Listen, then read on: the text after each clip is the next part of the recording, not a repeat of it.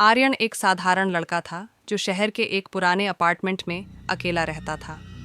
उस घर में सब कुछ सामान्य था, सिवाय हॉल में लगे उस विशाल पुराने आईने के। वह आईना छत से जमीन तक ऊंचा था और उसमें एक अजीब सी चमक थी। एक रात करीब 11:30 बजे आर्यन ब्रश करके हॉल से गुजर रहा था। जैसे ही वह आईने के सामने से निकला, उसे कुछ अजीब महसूस हुआ।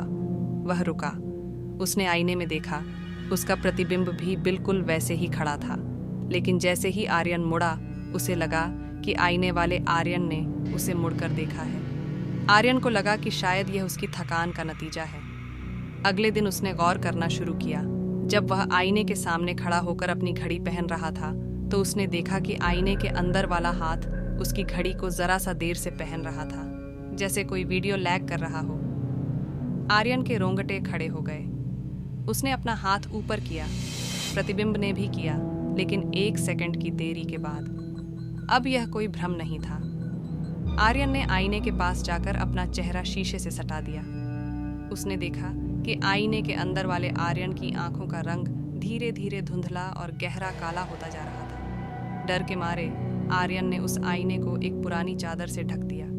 पर उस रात से घर में अजीब आवाजें आने लगीं। ऐसा लगता जैसे कोई शीशे पर अंदर से नाखून रगड़ रहा हो। छर्र छर्र। रात के 3 बजे आर्यन की आंख खुली। उसने देखा कि उसके कमरे का दरवाज़ा धीरे से खुला और हॉल की तरफ से एक ठंडी हवा अंदर आई। वह डरते हुए हॉल में पहुंचा। उसने देखा कि आईने पर ढकी हुई चादर फर्श पर गिरी थी। आईना अब पूरी तरह खाली था।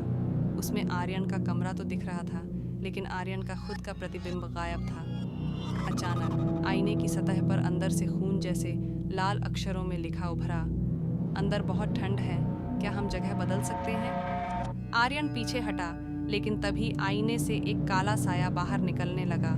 वह साया बिल्कुल आर्यन जैसा दिखता था, लेकिन उसके चेहरे पर कोई भाव नहीं थे। आर्यन चिल्लाया और पीछे की दीवार से जा टकराया। उस साये ने आर्यन का गला पकड़ लिया। उसकी पकड़ बर्फ जैसी ठंडी थी। आर्यन ने संघर्ष किया। उसने पास पड़ा एक फूलदान उठाकर आईने पर दे मारा, लेकिन शीशा टूटा नहीं, बल्कि वह पानी की तरह हिलने लगा। साये ने आर्यन को खींचकर आईने के अंदर धकेलना शुरू कर दिया। आर्यन की चीखें उसके अपने ही घर की दीवारों में दबकर रह गईं। अगली सुबह धूप खिड़की से अंदर आ रही थी। आर्यन बिस्तर से उठा, मुस्कुराया और तैयार होकर काम पर निकल गया। उसने जाते जाते आईने की तरफ देखकर एक ठंडी मुस्कान दी। अब असली आर्यन आईने के अंदर के धुंधले और अंधेरे संसार में कैद था।